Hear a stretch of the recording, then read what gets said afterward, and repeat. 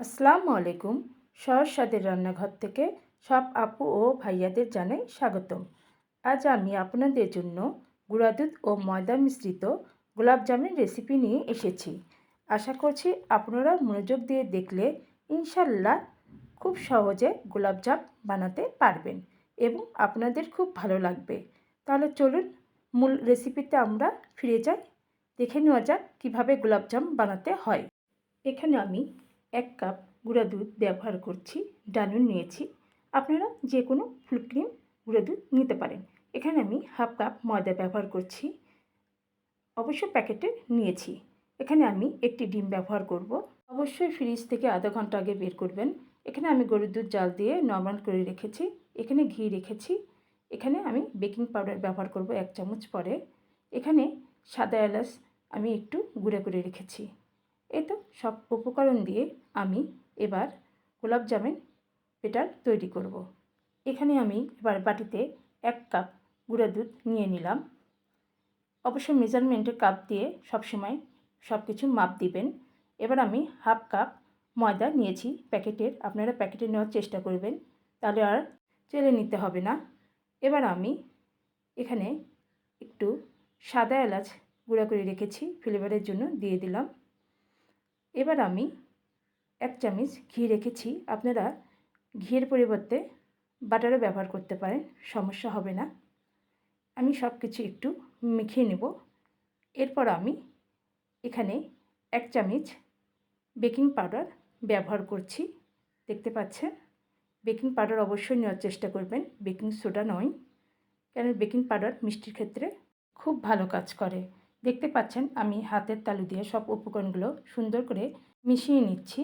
এই তো সুন্দর করে আমার মেশানো শেষ। এই তো যখন এভাবে মোট পেকে যাবে তখন মনে করবেন আপনার উপকরণগুলো সুন্দরভাবে মেশানো হয়ে গেছে। দেখতেই পাচ্ছেন। এবার আমি একটি ডিম ব্যবহার করছি। তরল দুধ ব্যবহার করব বলে আপনারা 2টি ডিমও নিতে পারেন, সমস্যা হবে না। আপনারা যদি মন চায় ডিম না ব্যবহার করবেন, তবে গরুর দুধও ব্যবহার করতে পারেন, তরল দুধ। আমি এবার ডিম দিয়ে উপকরণগুলো মেশানো শুরু করেছি। এবার আমি পুরো ডিমটা দিয়ে দিচ্ছি। দিয়ে সুন্দর করে একটু মিশিয়ে নিব। এরপর আমি গরুর দুধ ব্যবহার করছি এখানে। ডোটা যেহেতু আমার শক্ত হয়েছে, ডোটা আমার নরম করতে হবে অবশ্যই। নরম না হলে কখনো মিষ্টি ভালো হবে না। এই তো একটু করে নেবেন, একবারে বেশি নিতে যাবেন না, তাহলে খুব পাতলা হয়ে গেলেও সমস্যা। এজন্য আমি একটু একটু করে ব্যবহার করে এই তো জাস্ট ডোটা এরকম নরম হবে, সমস্যা নাই। পরে অ্যাক্টিভ হয়ে যাবে যখন আমরা রেস্টে রেখে দেব, তখন অনায়াসে আপনার মিষ্টি শেপ করতে পারবো আমরা। এবার আমরা হাতের যে তালুর সঙ্গে উপকরণ লেগে আছে চামচের সাহায্য নিয়ে সব উপকরণ এক জায়গায় করে নিব এবং ঢাকনা দিয়ে 10 মিনিটের জন্য অ্যাক্টিভ করার জন্য রেস্টে রেখে দিব। এবার আমরা মিষ্টি শিরাতে চলে যাই। এখানে আমরা একটি প্যান নিয়েছি এবং মেজারমেন্ট কাপ দিয়ে 2 কাপ চিনি ব্যবহার করব। দেখতে পাচ্ছেন এখানে আমি 2 কাপ চিনি ব্যবহার করছি। 1 কাপ দিয়ে দিলাম এবং আর1 কাপ দিয়ে দিচ্ছি। দেখতে পাচ্ছেন। এবার আমি 2 কাপ চিনির জন্য 3 কাপ মেজারমেন্ট কাপ দিয়ে পানি দিচ্ছি। 3 কাপ অবশ্যই দিতে হবে 2 কাপ চিনির জন্য। এই তো আমার 3 কাপ দেওয়া শেষ।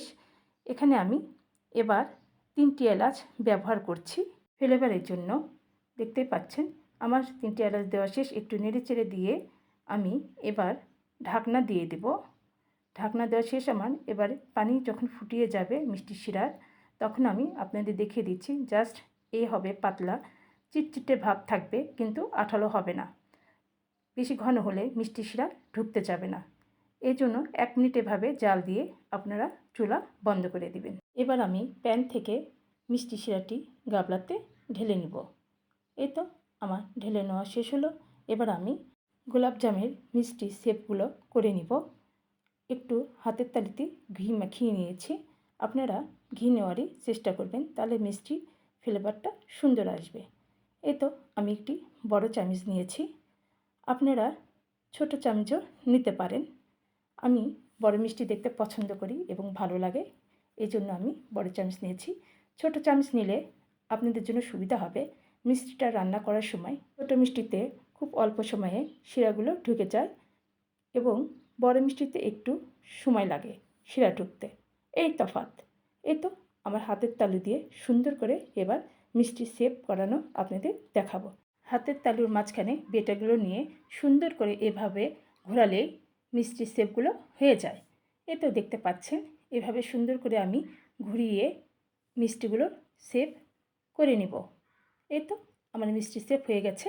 এবার আমি আবারও আপনাদের বোঝানোর জন্য সুন্দর করে শেষের মিষ্টিটা আপনাদের বানিয়ে দেখাচ্ছি। এভাবে সুন্দর করে আবারও তালুর মাঝখানে নিয়ে মিষ্টিগুলো আমি বানাইলাম। এখানে আমার সর্বমোট মিষ্টি হয়েছে 13টি। দেখতে পাচ্ছেন, একটি মিষ্টিতেও ফাটল নাই। ফাটল যদি থাকে তাহলে শিরাতে দেওয়ার সঙ্গে সঙ্গে মিষ্টিগুলো ফেটে যাবে। এই তো আমি কড়াইয়ে তেল নিচ্ছি, একটু বেশি করে তেল নেবেন আপনারা। এই তেল পরে ব্যবহার করা যাবে। আর চুলার আঁচ থাকবে অবশ্যই একদম লো। এই তো মিষ্টিগুলো ছাড়ার আগে যদি একটু চ্যাপ্টা মনে হয় আর একটু হাতে প্রেস করে আপনারা গোল করে নিয়ে তেলেতে দিয়ে দিবেন। এই তো আমি একটু করে মিষ্টি দিয়ে দিব এখন এবং আলতোভাবে নাড়াচাড়া করব মিষ্টির কালার নিয়ে আসা পর্যন্ত। এই তো আস্তে আস্তে আমি লো আঁচে মিষ্টিগুলো ভেজে নেব ভিতরে ভালোভাবে হওয়ার জন্য। আপনারা বেশি গাঢ় করতে যাবেন না। গোলাপজাম হালকা একটু কম গাঢ় হলেও হয়, আমি গাঢ় কালার পছন্দ করি বিধায় আমি একটু বেশি করে ভেজে নিয়েছি। এই তো আমার ভাজা শেষ হয়ে গেল এখন। এবার আমি বলে দিব, আপনারা যদি কুসুম গরম শিরার ভিতরে গরম মিষ্টি সঙ্গে সঙ্গে দেন তবে অবশ্যই 5-6 ঘন্টা আপনাকে ওয়েট করতে হবে এবং ঢাকনা খোলা যাবে না। আমার মতো যারা রান্না তাড়াতাড়ি করতে চান তারা অবশ্যই প্যানে মিষ্টিগুলো বসিয়ে মিডিয়াম আঁচে মিষ্টিগুলো 10 মিনিট রান্না করবেন এবং মাঝে মাঝে মিষ্টির প্যানটি দুলিয়ে দিবেন। আমার হাতে ক্যামেরা ছিল বিধায় আমি দেখাতে পারলাম না। মিষ্টি রান্না অবস্থায় ঢাকনা খুলবেন না। 10 মিনিট পরে আপনারা অবশ্যই 1 ঘন্টার জন্য মিষ্টিকে রেস্টে রেখে দিবেন। আমি 1 ঘন্টা পর ফিরে আসলাম। এবার আমি দেখাবো আমার মিষ্টিগুলো কত সুন্দর রসে টইটম্বর হয়ে গেছে। এই তো দেখতেই পাচ্ছেন মিষ্টিগুলো দেখে আমার রসে টইটম্বর মিষ্টিগুলো আপনাদের এবার দেখিয়ে দিই। দেখুন কত সুন্দর রসালো হয়েছে, টস টস করে রস পড়ছে। দেখতেই পাচ্ছেন। এবার আমি একটি মিষ্টি প্লেটে উঠাবো এবং একটি মিষ্টি কেটে আপনাদের দেখাবো। দেখুন কত সুন্দর হয়েছে। এবার কাটা চাকু দিয়ে ভিতরটাও আপনাদের দেখিয়ে দিই কত সুন্দর আর সফট হয়েছে। এই তো দেখতে পাচ্ছেন ভিতরটা কত সুন্দর হয়েছে এবং রসালো হয়েছে। দেখুন ওপরটা ভেঙে যাচ্ছে রসের জন্য। এই তো দেখতে পাচ্ছেন কালারটা কত সুন্দর হয়েছে। এভাবে মিষ্টি বানালে অবশ্যই আপনাদের মিষ্টিও খুব সুন্দর হবে। ভিতরটা যেমন সুন্দর হবে বাইরটাও ওইরকম সুন্দর হবে। কতটা রসে টইটম্বর। এই তো আরেকটি অংশ আপনাদের দেখিয়ে দিই। এই তো দেখতে পাচ্ছেন কত সুন্দর হয়েছে। ভিতরটা যেরকম সুন্দর হয়েছে বাহিরে কালারটা সেরকম সুন্দর হয়েছে। আমার রেসিপি দেখে যদি আপনাদের ভালো লেগে থাকে তবে বাসায় একবার হলেও ট্রাই করবেন। কেমন? আপু ও ভাইয়ারা, আমার ভিডিও যদি আপনাদের একটু ভালো লেগে থাকে কিংবা আপনারা একটু হলেও উপকৃত হন কিংবা আমাকে আরও সামনে নতুন কোনো ভিডিও দেখানোর সুযোগ দেন তাহলে অবশ্যই আমাকে আপনার সামনে এগিয়ে নিয়ে যাওয়ার জন্য যারা নতুন আমার চ্যানেলে দর্শক হিসেবে আমার ভিডিও দেখছেন তারা অবশ্যই আমাকে একটু করে লাইক ও সাবস্ক্রাইব করবেন আশা করছি। এইটুকু তো আমি আপনাদের কাছে আশা করতে পারি, তাই না?